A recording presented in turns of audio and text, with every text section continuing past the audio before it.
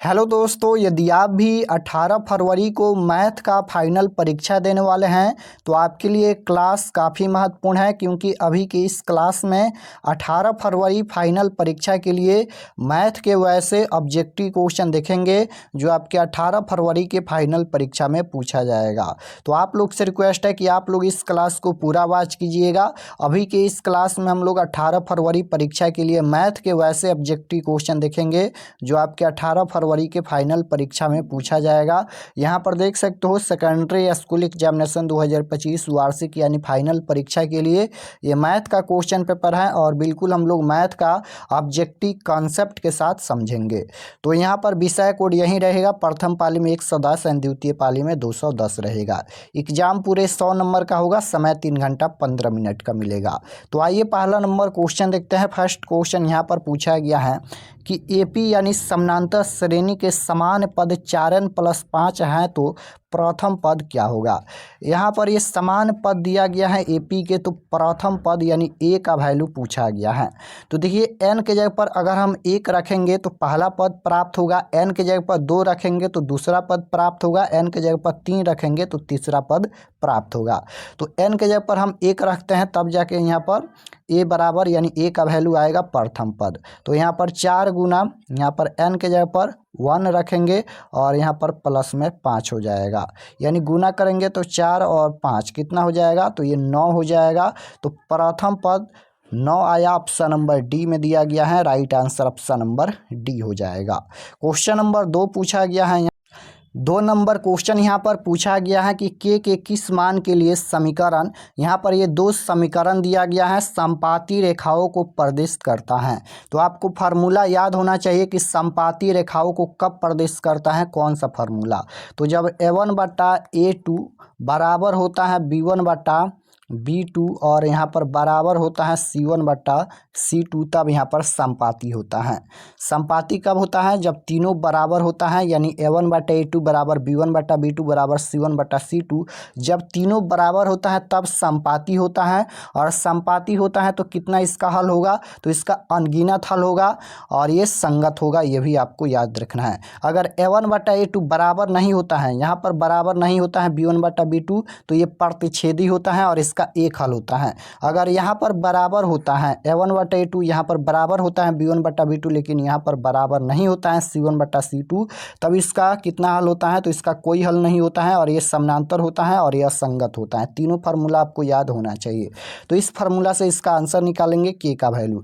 a1 के जगह पर 1 है, x के गुणांक हैं यहाँ पर। उसके बाद a2 के जगह पर 3, b1 के जगह पर 2 हैं, b2 के जगह पर के हैं, c1 के जगह पर यहाँ पर 3 है, c2 के जगह पर 9 है। तो गुना कर लेंगे 2 स्टेप, इसे तिरछा तिरछे गुना कर लेंगे। तो के में 1 से करेंगे के हो जाएगा और बराबर यहाँ पर 3 दूना 6, के बराबर 6 आएगा। ऑप्शन नंबर बी में दिया गया है। Right answer option number B हो जाएगा। क्वेश्चन नंबर 3 की ओर चलते हैं। 3 नंबर क्वेश्चन है, यदि a बराबर 45 डिग्री तो sign A plus cos A का वैल्यू क्या होगा। ए का वैल्यू यानी थीटा का वैल्यू 45 डिग्री है, तो इसमें बताना है इसका वैल्यू क्या होगा। तो ए के जगह पर 45 डिग्री रखेंगे, आंसर आ जाएगा। तो लिखेंगे यहाँ पर साइन ए के जगह पर 45 डिग्री और प्लस में कॉस ए के जगह पर यहाँ पर 45 डिग्री। तो यहाँ पर साइन 45 डिग्री का मान कितना होता है, 1/√2 होता है और प्लस इसका वैल्यू भी 1/√2 होता है। तो यहाँ पर √2 का एलसीएम लेंगे तो यहाँ पर √2 हो जाएगा, ये कट जाएगा तो 1 + 1 यानी यहाँ पर 2/√2 हो जाएगा। अब देखिए यहाँ पर इसका आंसर यही होगा, बट ऑप्शन में नहीं दिया गया है, तो इसका हर का प्रमेयकरण करेंगे। तो यहाँ पर हर का प्रमेय करेंगे तो यहाँ पर 2/√2 हो जाएगा और गुना ऊपर भी √2 और नीचे भी √2 हो जाएगा। अब यहाँ पर इसे गुना करेंगे तो कितना हो जाएगा, तो 2√2 हो जाएगा और नीचे करेंगे तो यहाँ पर ये 2 हो जाएगा। तो 2 से 2 कैंसिल हो जाएगा, तो क्या बचेगा, केवल यहाँ पर √2 बचेगा। ऑप्शन नंबर सी में दिया गया है। ऑप्शन नंबर सी बिल्कुल राइट आंसर होगा। क्वेश्चन नंबर 4 पूछा गया है कि यदि 3a बराबर 180 डिग्री तो कॉस ए का वैल्यू क्या होगा। तो यहाँ पर लिखेंगे a बराबर 180 डिग्री और यहाँ पर बट्टा में 3 हो जाएगा, क्योंकि ये गुना में है तो भागा में आएगा। कट के यहाँ पर a बराबर कितना हो जाएगा, 60 डिग्री होगा। तो यहाँ पर cos a के जगह पर 60 डिग्री रखेंगे तो cos 60 डिग्री का मान कितना होता है, 1/2 होता है। 1/2 ऑप्शन नंबर डी में दिया गया है। क्वेश्चन नंबर 5 है कि निम्न में कौन अपरिमेय संख्या है। पूछा गया है कि निम्न में कौन अपरिमेय संख्या है। अपरिमेय संख्या पूछा गया है तो यहाँ पर √25 का वर्गमूल 5 आएगा तो ये रूट से बाहर हो जाएगा, तो यह एक परिमेय संख्या है। √16 का वर्गमूल 4 आएगा, ये भी एक परिमेय संख्या है। √9 का वर्गमूल 3 आएगा, ये भी एक परिमेय संख्या है। √5 का वर्गमूल पूर्ण रूप से नहीं लिख लेगा तो यह एक अपरिमेय संख्या है, यानी राइट आंसर ऑप्शन नंबर ए हो जाएगा। क्वेश्चन नंबर 6 है कि त्रिभुज के तीनों कोणों का योगफल होता है। तो त्रिभुज के तीनों कोणों का योगफल 180 डिग्री होता है। Right answer option number D हो जाएगा। क्वेश्चन नंबर 7 है कि 3 सेंटीमीटर त्रिज्या वाले गोले का आयतन क्या होगा। तो गोले का आयतन होता है 4/3 πr³ होता है।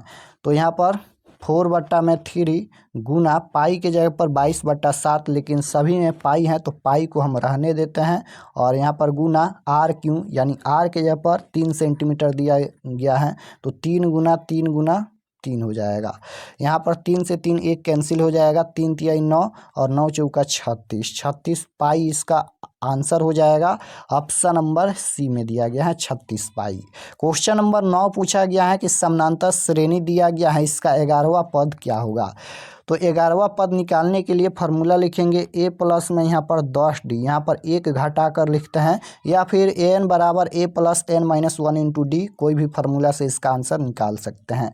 a के जगह पर 2 है प्लस 10 गुना d के जगह पर d होता है सार्वंतर। सार्वंतर कैसे निकालते हैं, तो दूसरे पद में से पहले पद को घटाते हैं। 7 में से 2 घटाएंगे 5 हो जाएगा, तो 2 प्लस में 10 5 50 और 50 और 2 52 हो जाएगा। ऑप्शन नंबर ए में दिया गया है, ऑप्शन नंबर ए बिल्कुल राइट आंसर होगा। क्वेश्चन नंबर 10 है कि 2 सिक्के की उछाल में 2 शीर्ष आने की प्रायिकता 1/4 हो जाएगा। Option number C right answer होगा। अगर एक सिक्का उछाला जाता है तो 1/2 होगा, अगर 2 सिक्का पूछा गया है तो 1/4 होगा। क्वेश्चन नंबर 11 है कि निम्न में सबसे छोटी पार्कित संख्या कौन है।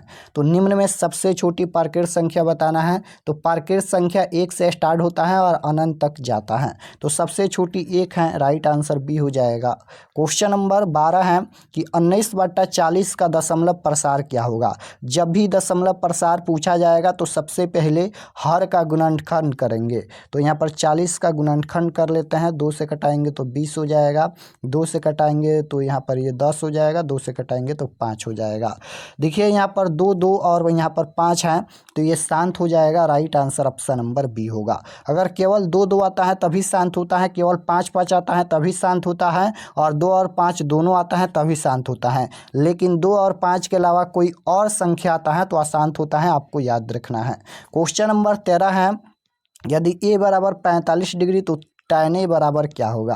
तो यहाँ पर tan a के जगह पर 45 डिग्री दिया गया है तो लिखेंगे tan 45 डिग्री, और tan 45 डिग्री का मान 1 होता है। Right answer option number B हो जाएगा। क्वेश्चन नंबर 14 है कि tan 21 डिग्री माइनस के cot 69 डिग्री का वैल्यू क्या होगा। तो इसको फार्मूला से चेंज करेंगे, लिखेंगे यहाँ पर tan 90 डिग्री माइनस थीटा के जगह पर 21 डिग्री है, और माइनस का यहाँ पर cot 69 डिग्री है तो cot 69 डिग्री हो जाएगा। tan 90 डिग्री माइनस थीटा बराबर क्या होता है, तो cot थीटा होता है, तो लिखेंगे cot 90 में से 21 घटाएंगे तो ये हो जाएगा 69 डिग्री, और माइनस का यहाँ पर cot 69 है तो cot 69 डिग्री। ये कट के आंसर आएगा 0। ऑप्शन नंबर बी में दिया गया है। राइट आंसर बी होगा। ऐसा क्वेश्चन अगर आता है तो इसका आंसर हमेशा कितना आता है, तो 0 आता है। अगर यही क्वेश्चन बाटा में रहता है तो इसका आंसर 1 होता है। क्वेश्चन नंबर 15 है कि 2 sin स्क्वायर ए प्लस 2 cos स्क्वायर ए बराबर क्या होगा। दोनों में 2 है, 2 को कॉमन करेंगे तो बचेगा यहाँ पर sin स्क्वायर ए और प्लस में cos स्क्वायर ए बचेगा। तो यहाँ पर ये हो जाएगा 2 गुना, और ये sin square theta plus cos square theta बराबर 1 होता है, या cos square theta plus sin square theta बराबर 1 होता है, आपको याद रखना है। तो इसका आंसर 2 आएगा। ऑप्शन नंबर बी में दिया गया है। Right answer option number B होगा। क्वेश्चन नंबर 16 पूछा गया है कि बिंदु दिया गया है 3,4 की दूरी मूल बिंदु से होगी। तो मूल बिंदु का फार्मूला होता है √x² प्लस में y²। तो x के जगह पर 3 है तो 3 का स्क्वायर करेंगे और प्लस में 4 का स्क्वायर करेंगे। 3 का स्क्वायर 9 प्लस 4 का स्क्वायर 16 और यहाँ पर हो जाएगा रूट में 25 हो जाएगा और √25 का वर्गमूल 5 होता है, यानी राइट आंसर क्या हो जाएगा 5। ऑप्शन नंबर सी में दिया गया है, right answer option number C हो जाएगा। क्वेश्चन नंबर 17 पूछा गया है कि मूल बिंदु के निर्देशांक क्या होता है। तो मूल बिंदु के नियामक या निर्देशांक 0,0 होता है, आपको याद रखना है, right answer option number D होगा। क्वेश्चन नंबर 18 है कि बिंदु दिया गया है 2 बिंदु मिलाने वाली रेखाखंड के मध्य बिंदु का नियामक क्या होगा। मिलाने वाले रेखाखंड के मध्य बिंदु का नियामक बताना है। तो मध्य बिंदु का फार्मूला होता है x1 प्लस x2, यहाँ पर x1 प्लस x2/2 होता है और कोमा y1 प्लस y2/2 होता है। x1 के जगह पर 0 और x2 के जगह पर यहाँ पर तो 0 और प्लस होता है और यहाँ पर x2 के जगह पर माइनस है तो प्लस माइनस माइनस हो जाएगा। तो 0 - 12/2 हो जाएगा। y1 के जगह पर -8 प्लस y2 के जगह पर 0/2 हो जाएगा। तो -12/2 यानी यहाँ पर -6 हो जाएगा और ये -4 हो जाएगा। तो यहाँ पर हो जाएगा -6 -4, ऑप्शन नंबर सी में दिया गया है, right answer option number C होगा। क्वेश्चन नंबर 19 पूछा गया है। 19 नंबर क्वेश्चन पूछा गया है कि यदि 2 वृत्त के क्षेत्रफल का अनुपात 4:25 है तो उनकी त्रिज्या का अनुपात क्या होगा। यहाँ पर त्रिज्याओं का अनुपात पूछा गया है, तो जब भी त्रिज्याओं का अनुपात पूछा जाएगा तो रूट लगा देंगे अनुपात में। तो यहाँ पर 4:25 दिया गया है, 4 का वर्गमूल 2 होता है और 25 का 5 होता है। तो 2:5 इसका राइट आंसर आएगा। अगर त्रिज्या का अनुपात पूछा जाएगा तो रूट लगाएंगे, क्षेत्रफल का अनुपात पूछा जाएगा तो स्क्वायर करेंगे। तो 2:5 ऑप्शन नंबर डी में दिया गया है, ऑप्शन नंबर डी बिल्कुल राइट आंसर होगा। क्वेश्चन नंबर 20 पूछा गया है कि यदि sin A बराबर 4/5 हो तो tan A का मान क्या होगा। tan थीटा का वैल्यू पूछा गया है, तो sin थीटा बराबर लंब बटा कोण होता है, यानी P/H होता है, तो 4/5। अब हमें निकालना क्या है, तो tan थीटा बराबर होता है लंब बटा आधार, यानी P/B होता है। तो B का वैल्यू हम निकालेंगे, B यानी आधार होता है, आधार का फार्मूला होता है कोण स्क्वायर माइनस लंब स्क्वायर। 5 का स्क्वायर 25 हो जाएगा, माइनस 4 का स्क्वायर 16, घटाएंगे तो ये हो जाएगा 9, 9 का वर्गमूल 3 होता है, तो यहाँ पर आ जाएगा 3। तो यहाँ पर tan थीटा बराबर होता है लंब बटा आधार, P के जगह पर 4 है और B के जगह पर 9 है, तो 4/9 इसका 9 नहीं, यहाँ पर 3 है तो यहाँ पर 3 हो जाएगा। तो 4/3 इसका राइट आंसर आएगा, ऑप्शन नंबर बी में दिया गया है। क्वेश्चन नंबर 21 पूछा गया है प्रायिकता का न्यूनतम मान कितना होता है। तो प्रायिकता का न्यूनतम मान पूछा गया है, तो ये कितना हो जाएगा, प्रायिकता का न्यूनतम मान 1 हो जाएगा, ऑप्शन नंबर बी बिल्कुल राइट आंसर हो जाएगा। क्वेश्चन नंबर 22 की ओर चलते हैं। 22 नंबर क्वेश्चन है कि 5 के पावर 0 गुना 6 के पावर 0 बराबर क्या होगा। तो देखिए 5 के पावर 0 का वैल्यू 1 हो जाएगा और गुना 6 के पावर 0 का वैल्यू 1 हो जाएगा, तो इसका आंसर 1 आएगा, ऑप्शन नंबर सी बिल्कुल राइट आंसर होगा। अगर कोई भी संख्या पर पावर 0 रहता है तो उसका मान 1 होता है। क्वेश्चन नंबर 23 है कि 2 या 2 से अधिक अभाज्य संख्याओं का मौसा यानी HCF पूछा गया है, तो 1 आता है, ऑप्शन नंबर ए राइट आंसर होगा। क्वेश्चन नंबर 24 पूछा गया है कि tan 45 डिग्री और cot 30 डिग्री अनुपात में दिया गया है, इसका वैल्यू क्या होगा। तो tan 45 डिग्री का मान 1 होता है और cot 30 डिग्री का मान √3 होता है, तो ये 1:3 हो जाएगा, ऑप्शन नंबर बी में दिया गया है, ऑप्शन नंबर बी बिल्कुल राइट आंसर आएगा। क्वेश्चन नंबर 25 है कि रैखिक बहुपद के शून्य की संख्या होती है। तो रैखिक बहुपद की शून्य की संख्या 1 होती है, द्विघात बहुपद की शून्य की संख्या 2 होती है, त्रिघात बहुपद की शून्य की संख्या 3 होती हैं। क्वेश्चन नंबर 26 है, बहुपद दिया गया है x² - 16 का शून्य क्या होगा, इसको जीरो कर देंगे तो एक्स स्क्वायर बराबर ये -16 है, इधर आएगा तो +16 हो जाएगा। तो एक्स है स्क्वायर में है तो ये रूट में आ जाएगा, स्क्वायर हटेगा तो √16 हो जाएगा। √16 का वर्गमूल 4 होता है तो ये प्लस का 4 हो जाएगा और एक माइनस का 4 हो जाएगा। देखिए कहाँ पर दिया गया है, ऑप्शन नंबर ए में ही दिया गया है, एक प्लस का 4 और एक माइनस का 4। Right answer option number A होगा। क्वेश्चन नंबर 27 है कि एक बहुपद के मूलों का योगफल 5 तथा गुणनफल 11 है तो बहुपद क्या होगा। तो बहुपद द्विघात बहुपद का फार्मूला होता है x² minus alpha plus beta into x होता है और प्लस अल्फा इंटू बीटा होता है। तो x² है तो x² minus alpha plus beta के जगह पर 5 है तो 5 हो जाएगा, 5 में x से गुना करेंगे 5x हो जाएगा और प्लस अल्फा इंटू बीटा के जगह पर 11 है तो इसका आंसर यही हो जाएगा x² माइनस 5x प्लस 11। देखिए कहाँ पर दिया गया है, ऑप्शन नंबर ए में ही दिया गया है। Right answer option number A होगा। क्वेश्चन नंबर 28 पूछा गया है कि प्रथम 5 पारकेट संख्याओं का माध्य क्या होगा।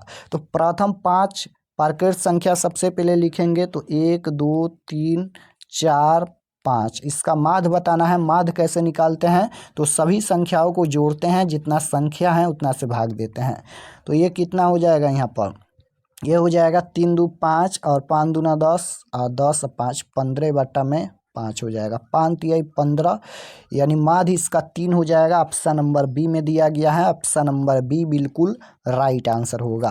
क्वेश्चन नंबर 29 पूछा गया है कि द्विघात समीकरण का मूल क्या होगा। मूल पूछा गया है तो d बराबर b² माइनस 4ac फार्मूला होता है। b के जगह पर -6 है, -6 का स्क्वायर माइनस 4 गुना a के जगह पर 2, c के जगह पर 5। तो यहाँ पर -6 का स्क्वायर 36 हो जाएगा, प्लस का और माइनस इसे गुना कर लेते हैं, 5 दूना 10 और 10 चौका 40 हो जाएगा, यानी 36 में से 40 घटाएंगे तो माइनस का ये हो जाएगा 4। ऑप्शन नंबर सी में दिया गया है, ऑप्शन नंबर सी बिल्कुल राइट आंसर आएगा। क्वेश्चन नंबर 30 पूछा गया है कि बहुपद x² माइनस 4x प्लस 5 का मूलों का योगफल क्या होगा। मूलों का योगफल पूछा गया है, यानी अल्फा प्लस बीटा का वैल्यू पूछा गया है। तो इसका फार्मूला होता है -b/a, माइनस बी के जगह पर -4 है तो माइनस माइनस प्लस का 4/a के जगह पर 1, यानी 4 इसका राइट आंसर आएगा, प्लस का ऑप्शन नंबर ए में दिया गया है।